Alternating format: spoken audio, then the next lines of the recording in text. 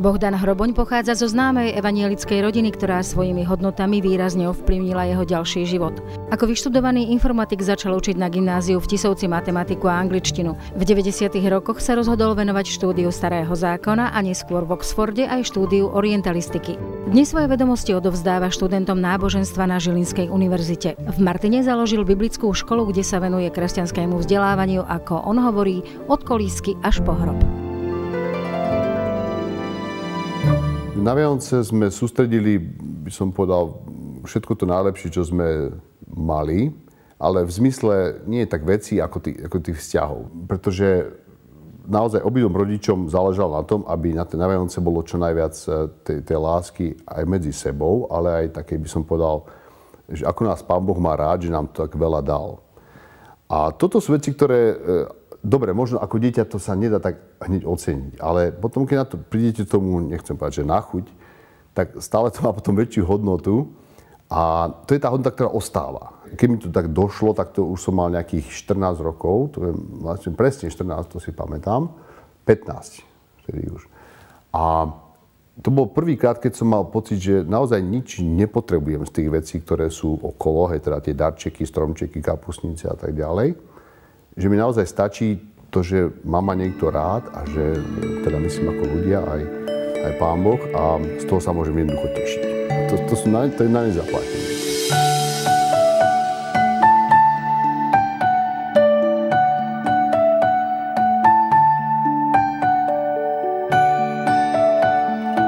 No my nemáme televízor doma, ale sa mi zdá, že nám ani veľmi nechýba. Jednak preto, lebo stále máme niečo zaujímavé, aspoň sa snažíme. No a keď chceme pozrieť nejakú rozprávočku, tak premietame si ju z počítača, no, presne tak. No a je to trošku potom aj kľudnejšie, aj možno také zdravšie pre naše deťurence.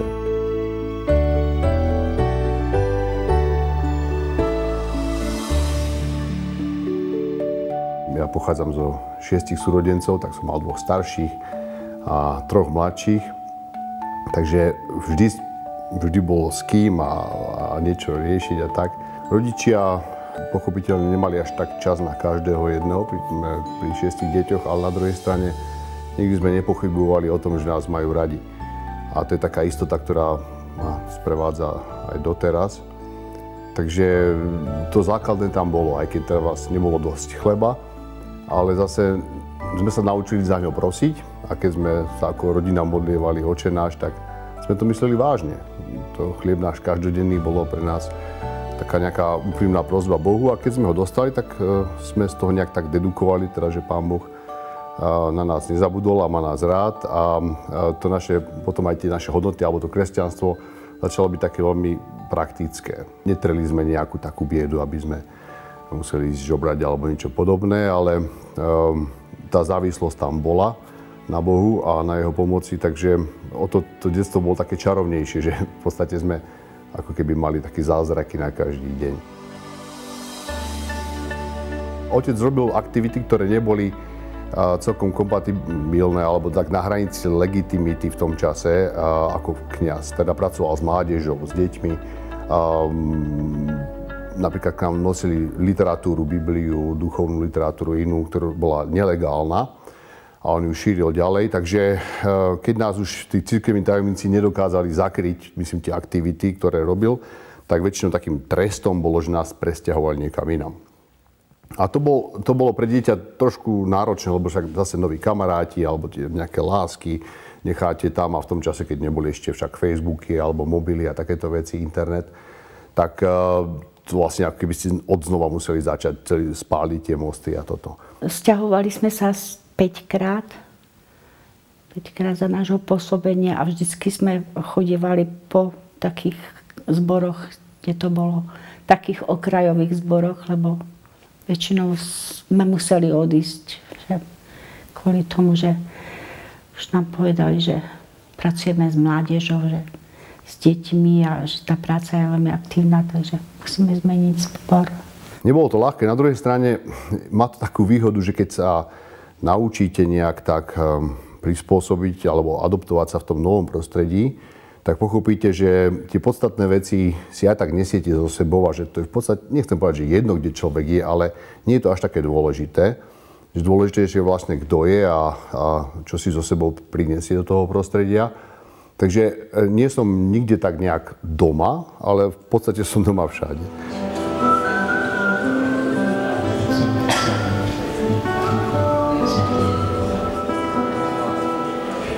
Ja som bol na výsluchoch,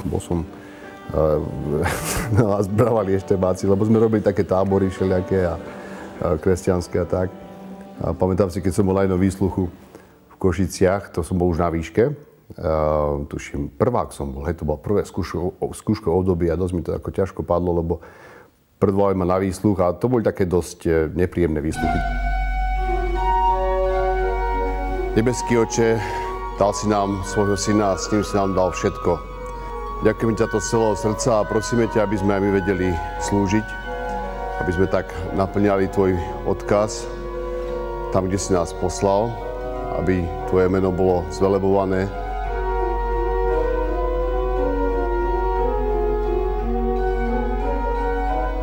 Nachádzame sa na Slovenskom národnom cintoríne, kde je pochovaný aj môj otec, Ján Bohdan Hroboň. Bol to významný kňaz a pochádza z kňazského rodu, myslím, my sme už 6. generácia kňazov, takže taká trošku rodinná diagnóza svojím spôsobom, na ktorú sme veľmi hrdí. A ja zvlášť na môjho otca samozrejme, lebo toho som zažil ako človeka, ktorý nielen teda učil, ale aj naozaj žil to, čomu veril. Jednou takou dôležitou vlastnosťou viery je aj dôvera. A to môžem potvrdiť na Bohdanovi, že je to človek, ktorý tomu Pánu Bohu dôveruje, pretože bez dôvery by sa asi nepustil do takých vecí, do ktorých sa v živote pustil. A vlastne takou obrátenou mincov tej dôvery je odvaha. A to si na Bohdanovi nesmierne vážim. Dokázal tento poklad preniesť a aplikovať aj na tú nejakú si modernú, súčasnú dobu, že to nie je len také nejaké pietná spomienka toho, čo bolo predtým, ale vlastne ten taký oheň, ktorý v tej rodine, v tých generáciách bol, a aplikovať do tejto novej doby. Keďže sme vyše 200 rokov generácia kňazov v našej rodine, tak máme pozberaných pár starých kníh a každý z nás súrodencov má niečo doma. Tie knihy určite majú sami o sebe cenu, ale to najcennejšie je vždycky to, čo je v nich napísané. My tie knihy aj používame a na každý nejaký taký sviatok máme určenú na Vianoce a to už aj moji rodičia a myslím si, že aj ich rodičia používali pomerne klasický starý kancionál, v ktorom sú modlitby a modlitby našich predkov, v ktorých je veľa múdrosti. Snažím sa to podávať ďalej našim deťom, takže prečítam vždycky na Vianoce tú istú modlitbu, ktorú sa modlili ľudia pred 200, možno až 300 rokmi pred nami.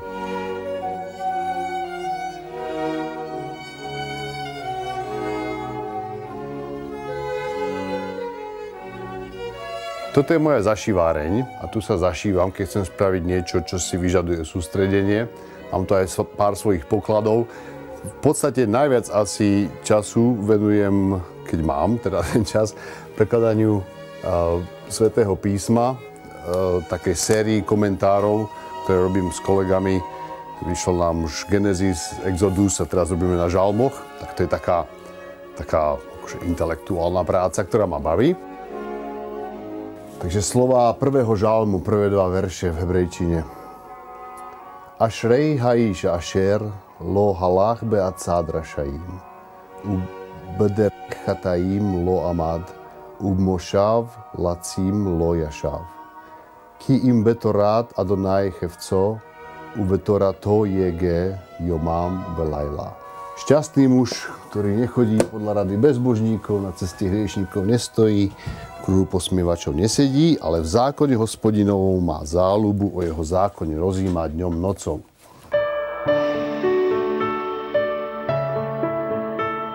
A hudba bola veľkou časťou mojej tej mladosti, ako to nazvime.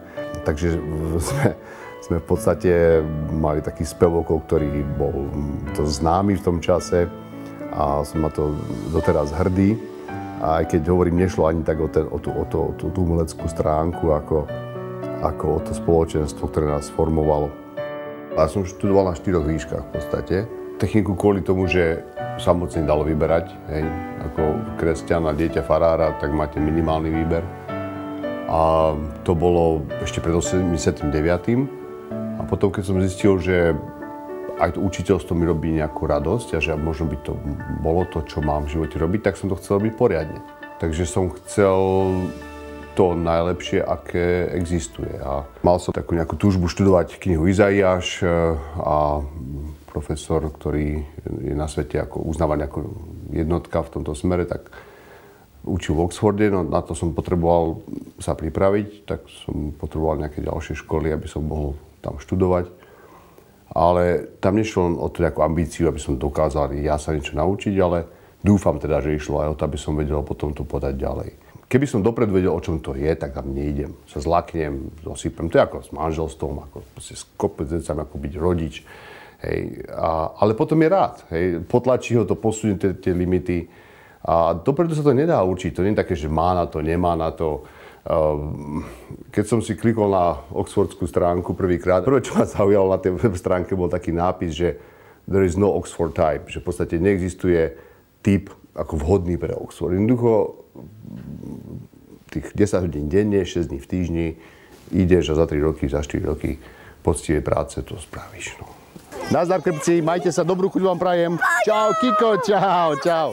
Bohdan je v tomto takým pekným príkladom človeka, ktorý to písmo študuje na veľkej, vysokej vedeckej úrovni sa to dneska nazýva. To znamená, že snaží sa všetkými modernými dostupnými prostriedkami nájsť zmysel, význam toho starovekého textu a s tou vierou, že ten staroveký text nemal posolstvo len pre tých ľudí, ktorým bol originálne písaný, ale aj pre nás tu všetkých, tu na tejto zemi, aj tu v tomto malom kúte slovenského okolo Martina. Je taký inšpirujúci učiteľ, alebo tak, ako sme teda kedy vo luteranizme sa to nazývalo, taký ten poriadny rektor.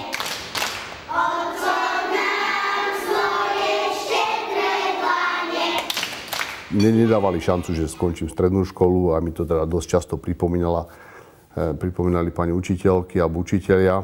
Keď vás to nebaví a učitelia vás zhadzujú, znechucujú to, tak jednoducho sa to odrazí aj na známkach. Takže ja som na strednej škole mal to zlé výsledky. Deti dosť v škole trpeli tým. Tak proste deti farára to boli. Potom až v 4. ročníku som mal také šťastie, sme dostali triedného učiteľa, ktorý nejak veril, že čosi vo mne je. Tak som sa toho chytil, som si napožičiaval učebnice od prvákov, druhákov, aby som sa doučil veci, ktoré som nikdy nevedel. A nakoniec ma museli, sa pamätám, v 4. ročníku ma museli fotiť na tablo ako najlepšieho žiaka. Pre mňa spojiť si proste, že školu a vôbec byť učiteľom, čo pre mňa bolo v detstve vždycky triedny nepriateľ a proste niečo, čo som neznášal a tešil som sa iba na prázdniny, na prestávky a na ten zvonček. Pre mňa to bolo úplne nepochopiteľné, ale jednoducho Pán Boh má takýto spôsoby alebo takýto zmysel pre humor, že a just teda budeš učiteľ.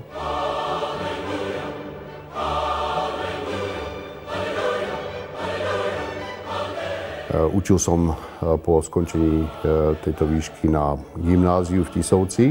Keď som prišiel prvýkrát do triedy a videl tých žiakov tam, mal som pocit, že by som im mohol niečo dať a také nejaké, proste tam niečo kliklo v tom mysle, že toto by asi bolo ono. Potom, ako som začal učiť, tak študenti sa ma pýtali mnoho vecí súvisiace s Bibliou, s Bohom a vtedy som dostal taký nápad, že čo keby sme to robili proste pravidelne, ako normálne ako škola, niečo, nejaký taký názov, že biblická škola. S touto myšlienkou som potom som sa s ňou podelil s najbližším kamarátom Adriánom Kacianom a jemu sa to celkom páčil. Skrášľujete nám to tu perfektné, šikovné ste, zlaté. Doprite do záboria. A to majú zatres, či... To je prakticko-zručné schopnosti. Úžasné. To by sme mali zaviesť ako povinnú výučbu. Doteraz vidím tú tvár jeho otca, čo bol ako fakt rešpektovaný farár a veľmi nám aj pomohlo v tých začiatkoch. Lebo my sme boli tak ako nadšení z tej myšlienky, že sme zabudli, že on vošiel do tej miestnosti a to ako prehliadnúť chlapa, ktorý má pomaly 190 do 120 kg, tak si viete predstaviť, že ako sme asi boli nadšení.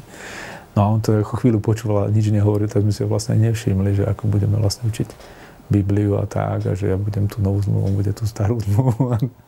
No a keď to počul, tak zaodrhal, myslíte, ako zbadali, že on je tam. No a tá jeho historická veta bola, že chlapci, že vy ako zabudnite, že to ako, že však to neviete vôbec ani o tom nič, neviete, čo to bude, neviete, že pre koho to idete robiť, nie, ty pekne choď naspäť už tú matematiku a ty choď tie počítače robiť a tak. Svojím spôsobom potom bol už jeden z najlepších a najtakých dôležitejších článkov vlastne tej biblickej školy, keď sa to zakladalo. Lebo on tú cirkev poznal, on tým veciam oveľa viacej rozumel, však predsa bol rešpektovaným farárom, tým, ktorý s tým komunizmom nespolupracoval.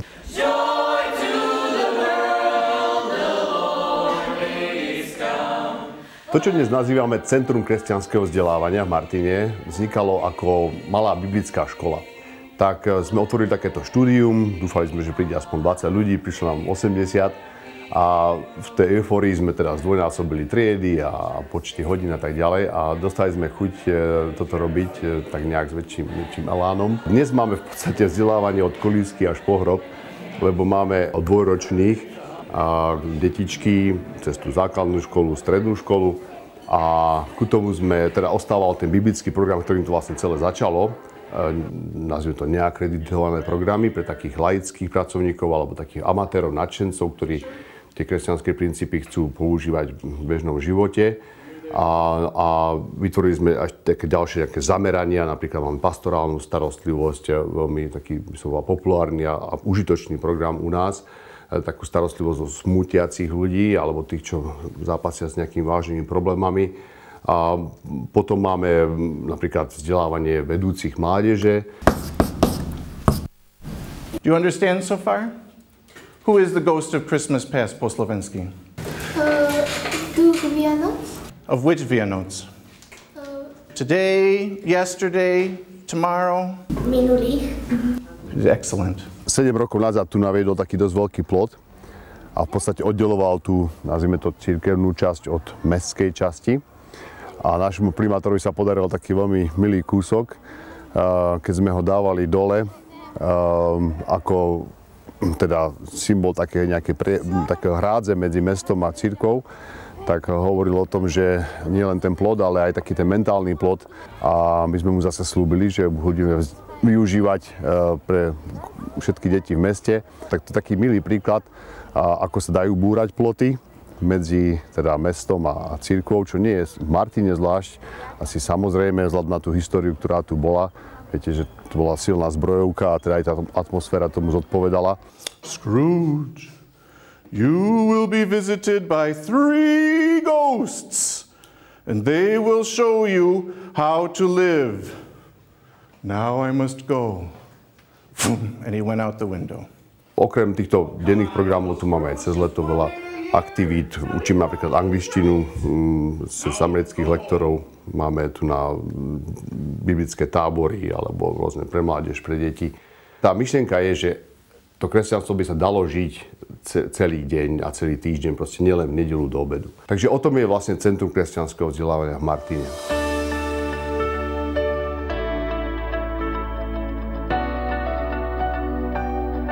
Žasnem, ako tí naši študenti dospievajú, a tak sa chcem spolu s vami poďakovať Bohu za všetko, čo nám dáva. Oče nebeský, ďakujeme ti za krásu, ktorá nás obklopuje, za naše nádherné deti, za úžasných rodičov, za výbornú školu.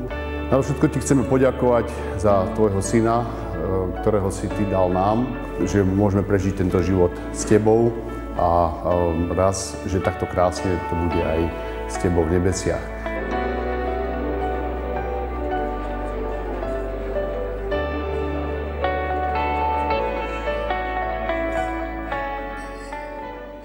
Toto je budova prvého slovenského gymnázia v Martine a my sme veľmi hrdí na jej obnovu, pretože čo sa nám tu podarilo nie len obnoviť budovu, ale obnoviť aj ideu, na ktorej bola založená. Ona totiž to vznikla nielen, aby sa tu vyučovalo v slovenskom jazyku, ale tá pôvodná myšlienka obsahovala v sebe aj nadstavbu, že teda po čase by tu bolo tzv. Vyššie teologické vzdelávanie. A to bolo pred 150 rokmi a žiaľ, teda po 8 rokoch existencie tá škola bola zavretá.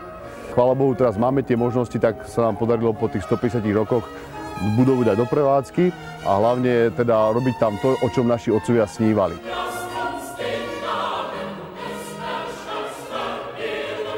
Ja som našiel pri tejto práci, že toto je moje povolanie a ja by som jednoducho nebol inde šťastný.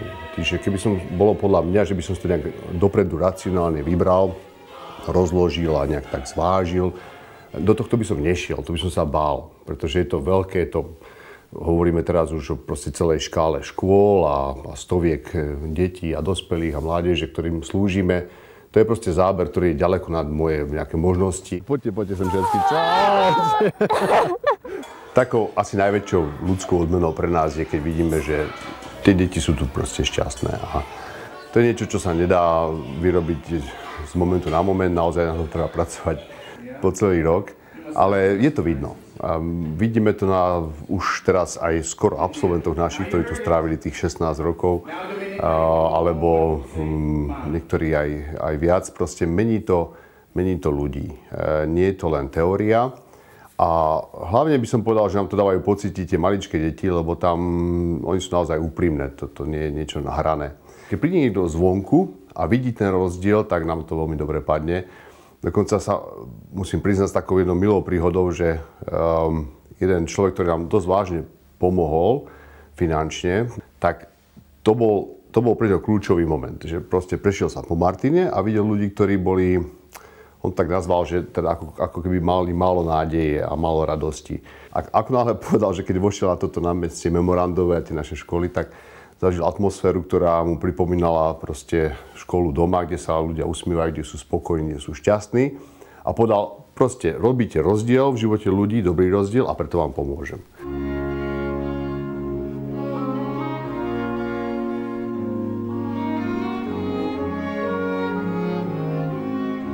Moja cesta za nejakým vzťahom, ktorý by bol trvalý a mal hodnotu, myslím teraz manželstvo, tak bola veľmi zložitá.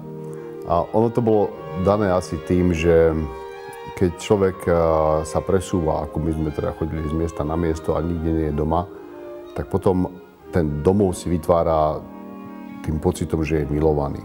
Preto sa mi to komplikovalo celá tá cesta k nejakému takému trvalému vzťahu, pretože som dosť cestoval, študoval v zahraničí, kade-tade. Alebo jednoducho preto, že mi veci dochádzali neskôr ako niekomu inému. Neviem, či je to dobré alebo zle, že teda, keď som sa ženil, som mal 33 rokov a ešte teraz, keď mám 46, tak mám v podstate 4-ročnú dceru a 7-ročného syna, čiže trošku neskôr. Pre mňa to bolo asi potrebné, aby som dozrel do nejakého teda veku, kedy môžem sa z toho viacej tešiť, viacej si vážiť tieto veci. Toto je moja doména, kuchyňa, lebo tu, keď niečo spravíte, tak máte hneď tú odmenu. Proste hneď vidno, že čo ste spravili, navyše sa môžete aj z toho najesť. A keď učíte študentov 5 rokov, dajme tomu, a niekedy výsledok až tak nevidno, tu za pol hodinu spravíte radosť kopu ľuďom. Takže mňa varenie jednoducho baví, čo asi aj žiaľ vidno, ale proste je to tak. To, čo tu je pekné, tak za to môže moja manželka. Ona má proste dobrý vkus, však jednak si ma aj zobrala. Ale hlavne teda, že ona to tak nejak nastavila, domyslela do detailu. Takže tá moja časť aspoň je v tom, že teda prispievam tým varením alebo nejakou tým vyrábaním atmosféry, niekedy samozrejme nervóznej. Alebo potom takými hrubými prácami, ako je napríklad spraviť šopu za domom, záhradný domček to voláme pre korektnosť. Proste takú typickú slovenskú robotu, že ako náhle postavíte dom, tak treba spraviť letnú kuchyňu, aby sa mal muž kde zašívať. Odreagujem sa väčšinou pri husličkách, potom si to tie husle musia odtrpieť, ale mám nádherný nástroj. Najviac ma baví Bach, ale to nie každého baví, takže radšej sa s tým zašívam tu, kde ma nepočuť. Ja som robil bojové umenie dosť dlho a občas mi to ešte tak akože chýba. No. Dokonca som aj pretekal, mám aj nejaké medaile. Tuto sú... S tým sa už iba deti hrávajú, ale to je za časom najväčšej slávy môjho bojového umenia. Taekwondo som robil. Takže takto vyzerá šťastný človek.